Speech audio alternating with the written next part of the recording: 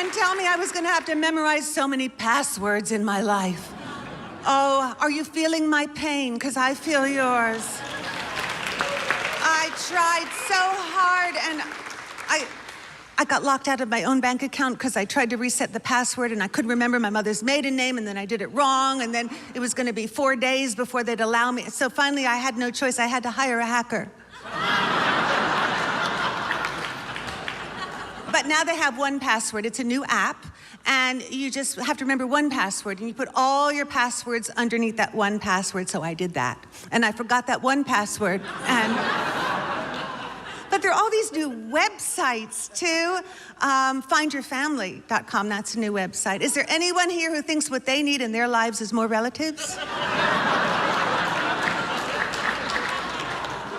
And I did try that one where you find your ancestors, and I'm not sure how valid it is, but I did the thing, you spit in the envelope and you send it in, and the results were kind of interesting. You know what? It turns out my great-great-grandfather is SpongeBob SquarePants. Who knew?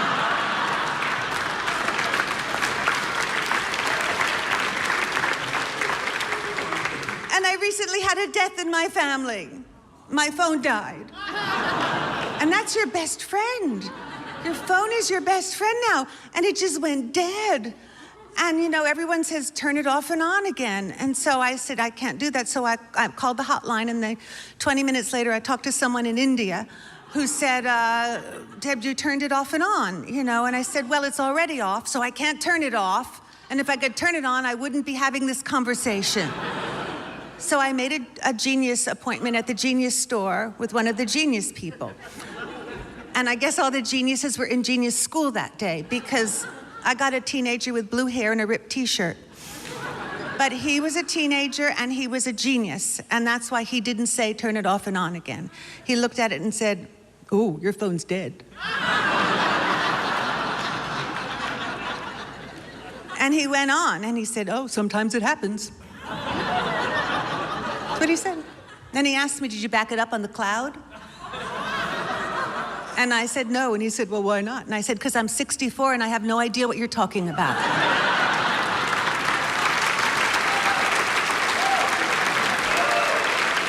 You're afraid to go to Detroit? No, I'm not afraid to go to Detroit. I'm not afraid of normal things. It amazes me when my friend is a DVD distributor, and he's like, you know what, people love horror movies, because teenagers, they love to pay to be frightened. I go, that's because they have not lived long enough to know that real life will scare the shit out of you. There is no reason to go pay to be scared. Because at this age, I could care less if a vampire walked in my house. I truly wouldn't even blink an eye. But look at this mole. Yeah, that scares me. Look at that mole. Yeah. It's got ridges on it now. It didn't 3 weeks ago. But I don't have time to go to a doctor, so I just ask other comedians. They're like, hey, does that look fucked up to you? And they go, no. I go, cool. And then I go have another beer and forget about it. Yeah. Really? You're gonna pay to be scared? I'll scare you. Here's a letter from the IRS. Do you want to open that now or after you've eaten lunch and you can vomit your $8 lunch special?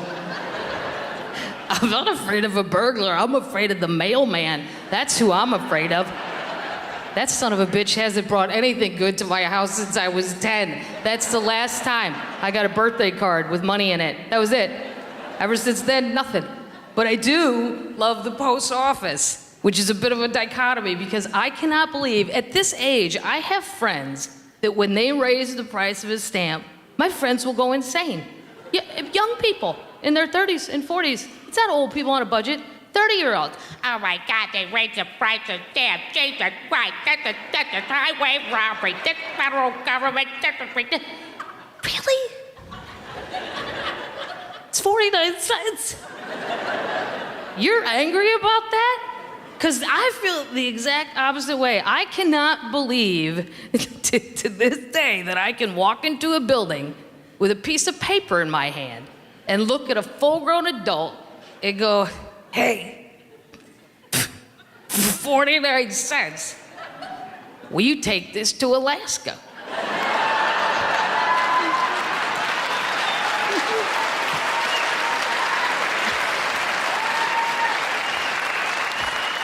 And I go, yes, ma'am. We'll have it there in 2 days. Is there anything else you'd like? More stamps. This is crazy. And then the government's cutting some of the post office. That makes me sad, because then there's always a big argument. Should the government pay for programs like that or not? I don't know. I feel back and forth. PBS, Mitt Romney said cancel it. No, that's Sesame Street. You can't do that. But you could do PBS better than it's being done. I can tell you, I don't get it. I know in hotels, it's always the channel that's on. So like I'll come home from a show, and maybe I've had 2 or 4 glasses of wine, and maybe it's late, and maybe I'm in a sentimental mood, and that's what PBS does. They show sentimental concerts. It's those 3 old people sitting on a couch. It's like they're talking directly to you. Hey, Kathleen, welcome home from the show. Did you have a good time tonight? Yeah, I did. Had a good time tonight. Would you like to hear a little John Denver this evening? Yes, I love John Denver. I don't tell people that. It sounds geeky, and I'm still really angry at him for not putting enough gas in his airplane. I don't understand how you do that. You're an American icon. Check your gas gauge. All right, okay. But yes, I'd like to hear some John Denver. Would you like to hear John Denver sing Sunshine? Oh, yeah. I love Sunshine. And then, bam, they blast you to Red Rocks. There it is, Colorado, Red Rocks, 1978. There's John Denver singing it. Sunshine on my shoulders makes me... And then he's gone, and it's the old people again. Hey, Kathleen, were you enjoying that song? Yeah, I was. Would you like to hear John sing the rest of Sunshine? Yeah, I would. Well, here's the thing. We are $84 short, and we got Peter, Paul, and Mary coming up next, and I know you don't want Puff the Magic Dragon interrupted, so why don't you just go ahead and put $250 down on your credit card and enjoy your evening. A good thing about getting older is I have vintage clothes, and I'm the original owner. So this dress I originally wore in Comic Relief in 2006. Thank the Lord it stretches. And I don't have Spanx on either. Gaffer tape, yes. Tried duct tape, but it didn't hold. I don't give any of my clothes. I have my clothes carefully divided up into 3 groups. Clothes I can wear now. Clothes I might be able to wear again at some point. And clothes I'm never, ever gonna be able to wear again, even if someone cuts me in half. I have a pair of jeans, I'm telling you, the Israelis and Palestinians have a better chance of getting together than this zipper.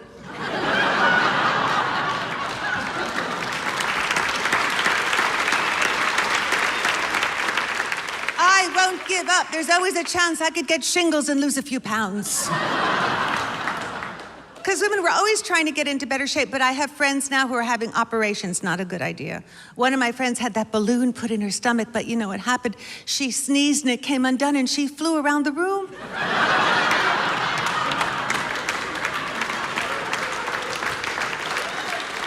Even the supplements are dangerous. One of my friends took one of those supplements you see on TV, guaranteed she would lose 5 inches. She got shorter. Women, we like to exercise, but we like to exercise and talk. I have 2 friends, they like to jog and talk, they biked and talked, swam and drowned. I mean, even my great-great-grandmother used to take yoga, always bragging about how limber she was. I could touch the back of my knee to my nose. No, she had a fake leg, that didn't count. Come on. So I have given this subject a lot of thought, and I have decided that as an older woman, I do not want to be in really good shape, and I'll tell you why. Because I don't want to be one of those women who looks great from the back and then turns around and frightens people.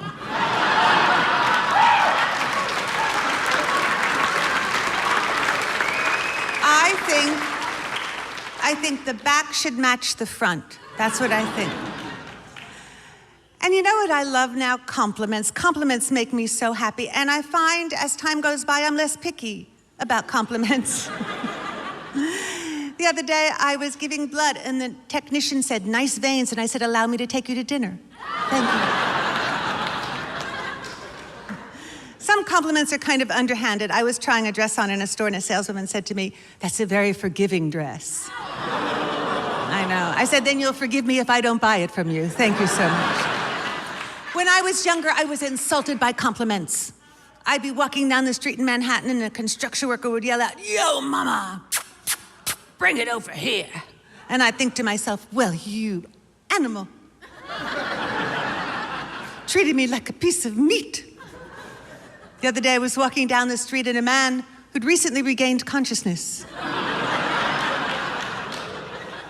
rolled out from under a bench, and vomit dribbled down his chin, and he opened up his crusty, pussy, bloodshot eyes, and he said, you know, you're a good-looking woman.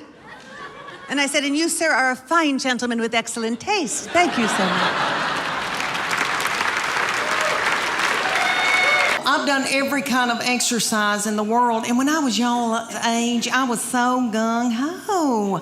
And I wanted to go and do, and I wanted to be firm and tone, and then one day I just said, I don't care. But, and that's a good feeling too. But when I was y'all's age, I was big into CrossFit. Do y'all have CrossFit here? Ooh, I hope y'all don't end up in a boot. All right. It is bad mamma jamma. And it came to Knoxville, and these young boys in their early 20s opened it up, and they were darling. And they both had little fannies that looked like baseballs. And I wanted my fanny to look like a baseball. So I got my good friend Becky. Becky and I joined CrossFit together. For those of you who don't know, it's like military moves, push-ups, pull-ups, that kind of thing. They'd put a big tractor tire in the parking lot, and they'd set Becky in it, and I'd pull her across the parking lot while she held her purse. Well, these boys came to us one day, and they said, hey, we're going to have a contest, and whoever wins it gets 3 months of free training. And it's going to be for the women and for the men. It's going to last 10 weeks. We're going to take your before and after picture, and then the whole gym's going to vote on whose body has changed the most. And we were like, yes. So one day, we show up, didn't know it was picture day. I had on a horrible-looking sports bra that had lost all of its support, and I should have bizzed it the night before. It had a gray tint to it, and it really wasn't gray, it was white. And if I'd have known it was going to be picture day, I'd have gotten a spray tan. But anyway, they said, take your top off to me and Becky, and they go, just leave on your sports bra and your spandex, and we're going to take your picture. And I was like, whoa, wait a minute. And I didn't want those little boys to not ever want to marry and have children. So I said, Becky, me and you, we're going in the back. I said, I'm taking Becky's picture and she'll take mine. So we went in the back room, and Becky went. And I said, what are you doing, Becky? Don't you want to win this thing? I want to win it. So I took my spandex and shoved it under my stomach and went.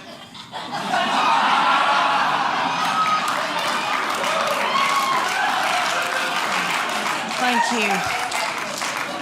Oh, it was a sight. These kids put it on the internet because that's what kids do. So if y'all Google it and you see this poor woman with her head cut off with these 2 feed sacks, oh, it was a sight. But what they said, they go, okay, and when I saw that, I thought, oh my gosh, you are what you eat, and I look like a big bun, is what I look like. But they said, you're going to eat paleo, and it's what God put upon the earth to sustain us. So if you can run it down and kill it, dig it out of the ground, pick it off of a bush, you can eat it. So that's lean meats, fruits, vegetables, nuts, berries, and seeds. That's no grain, no dairy. When's the last time any of y'all ever got off of white flour? Anybody? Oh, and you still can yell. Okay. Good for you. Oh my gosh, I had the shakes. Becky and I both were shaking. We drank a bunch of coffee. Then we had to have our teeth whitened. Anyway, my husband said, "You are so hateful. Will you please eat a piece of white bread?" I mean, it was awful. I mean, oh, how horrible if somebody had to get off of heroin.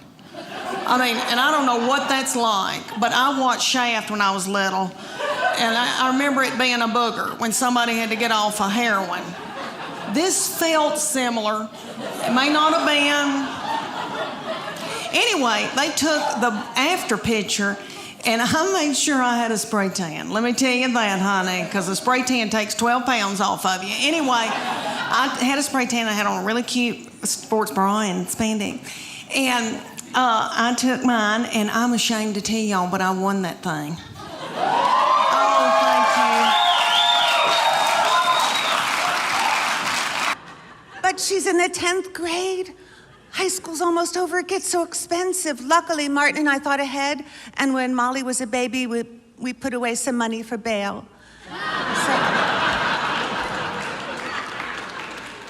What am I going to do the day she leaves the house? It's going to be excruciating. I was talking to my friend Cindy about it, and she said, "You know what, Rita, don't worry, because college is only 4 years, and then they come home and they live with you for the rest of their lives."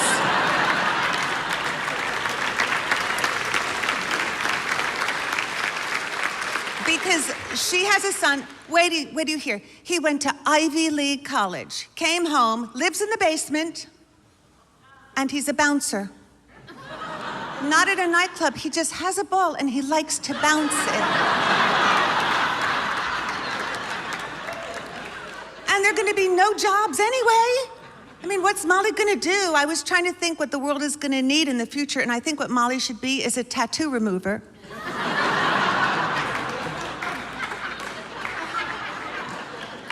Because a lot of people are going to be happy with the decisions they made in their youth. And some people are going to say, you know, I like French toast. I don't know why I seared it into my forehead. And there's so many things I don't understand about young people. Maybe you can help me. I don't understand the clothes. Young boys' clothing is getting looser and lower. Young girls' clothing is getting tighter and higher. Saw a young couple crossing the street. He was wearing a blanket. She was wearing a blindfold. Here's something I'll never understand, the pierced tongue. And I think strange things. I can't stop myself. Like, if they take it out and then they eat soup, does it fall through the hole?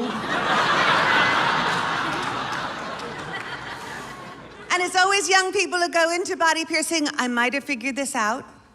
I think it's because they haven't experienced a lot of pain in their lives yet. You never see a 90-year-old person wake up and say, "You know what I'd like to do today? Just as a present to myself. Punch a hole in a tender organ."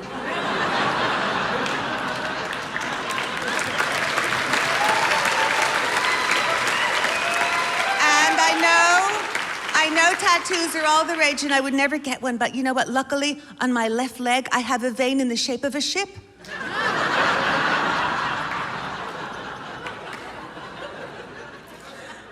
I don't understand the music. Madonna's music used to be shocking, but you know what it is now? It's elevator music.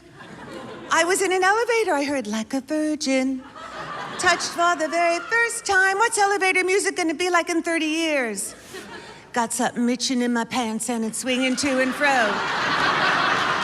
But I can't scratch it, my shorts are too low.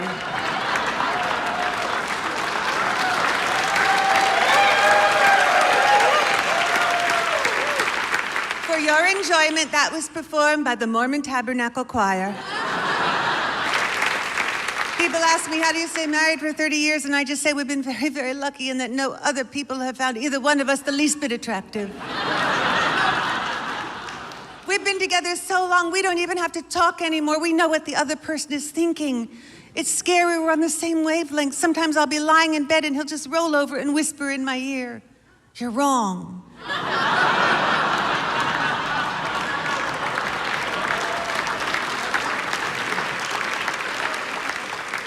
I think honesty is very important in a relationship. I think it must be avoided. And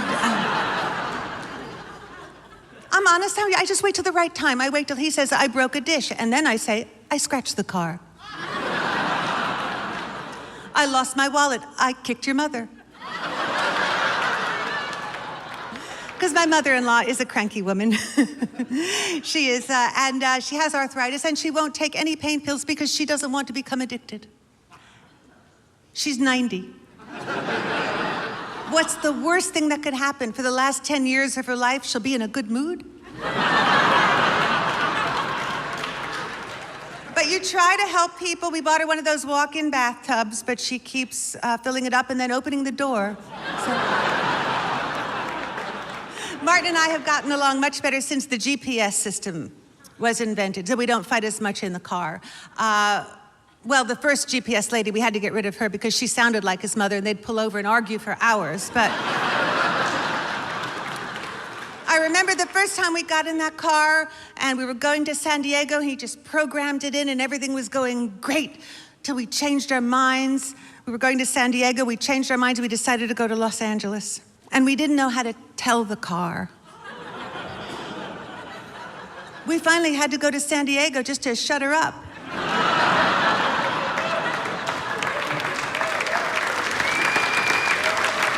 And of course, he bought the car with the self-parking system. I said, we don't need it. Well, we needed it the other day. We were parking, a policeman came over and said, that's a no parking zone. And Martin said, nothing to do with me. This is where the car wants to park.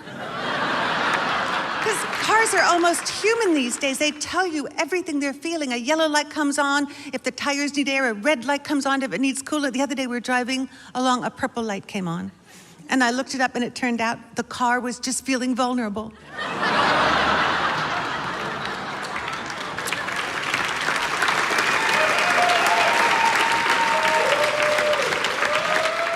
My car was in the shop and I had to drive Martin's car, and you know what happened? I bumped into a pole on the passenger side. And I didn't tell him because he never goes over to that side. And one day he went over to that side and he got furious. And I said, there's no use getting angry now. This happened 6 months ago.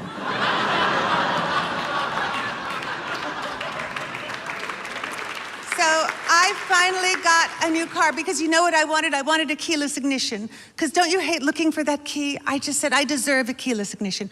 So I got a car with a keyless ignition. I was driving it home. I decided to stop at Starbucks to get a $9 cup of coffee. And I wanted to test my keyless ignition. And I came out and I held my coffee because I knew I didn't have to go in my handbag. And I would just pull the handle and it didn't work. No. And I said, maybe I'm aiming it wrong. And I turned and I put nothing. And finally a guy came out and told me what I was doing wrong. I felt so dumb. He said, that's my car.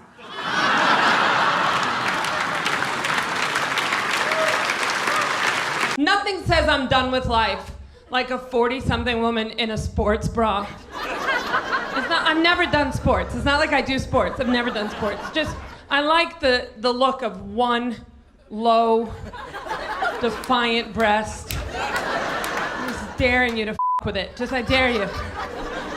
I was called a MILF the other day. Kind of a compliment. Moms, I like to be, you know what that is? Moms, I like to be. It's a compliment if you're a mother.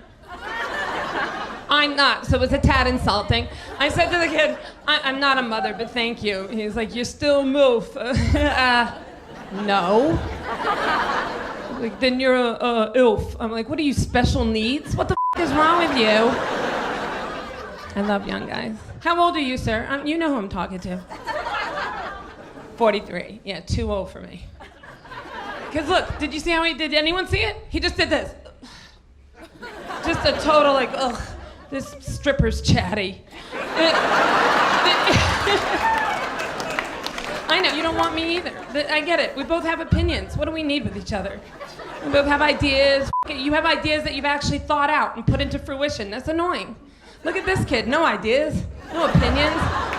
I could either one of these kids into changing their religion. One good tickle, a pinky in the this kid's following jihad. He's gonna be tougher. He doesn't care. The older guy, he doesn't care about that. Give him a chocolate eclair and put Castle on. He's happy. I really do like young guys, but Jenny's wrong. I'm not a cougar anymore because I don't hunt. Not now. Now I'm more of like, can I sit in this? I don't even know if it's gonna happen. There's a good chance we're gonna have to take me out on the stool. Just be careful, people down front. I might put your eye out if the belt pops off.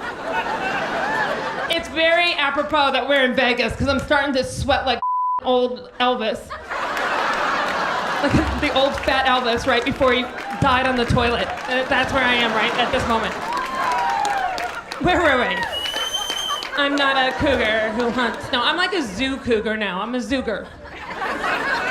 I'm a lazy cougar that just sits around its habitat and enjoys its fake rock. Every now and then one of those 26-year-olds accidentally falls over the side. Excuse me. No, help yourself. I ain't running. Bad hip. I'll get the next one. Oh, y'all. I'm so much more, way more than I have. And since I had a baby in the hospital, I probably weigh about the same that I had a baby in the hospital. And back then, I remember thinking, oh my gosh, what in the world's happened to me? And I had my class reunion right after I had my first baby, and I wore a big jumper, and I was nursing. And I remember like drinking a Diet Coke, and my breast milk shot out the front of my dress. And then one of my friends from high school said, when are you going to have your baby? And I was like, I've had my baby.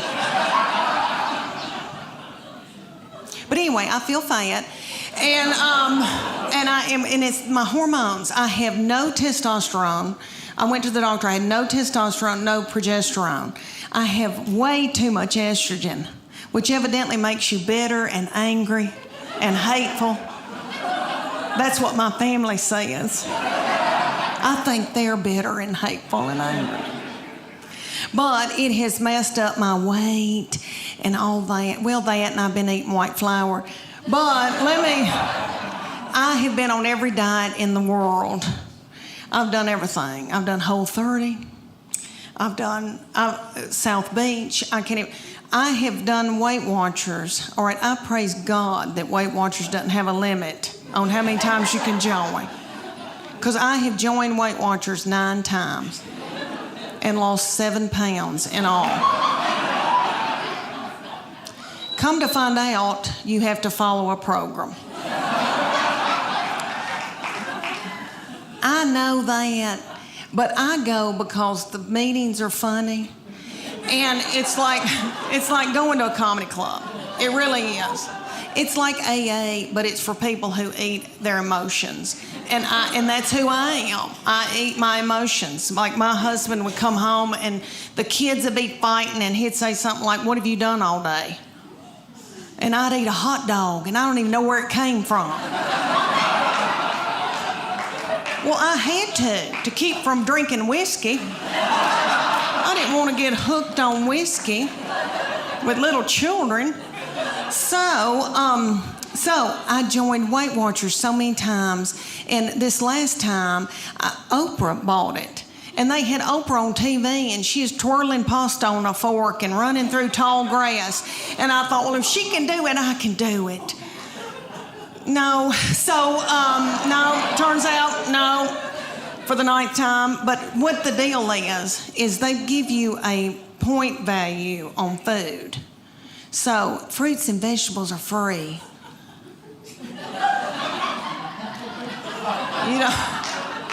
You don't care, really. And like a piece of beef that's the size of a credit card. It's like 5 points or something like that. You don't want any of that. You're so hungry when you start that you could eat the wallpaper off the walls. You want a Snickers bar, but they're like 12 points. My sister goes on it every time I do, and she'll call me and she'll say, it's noon, and I've eaten all my points.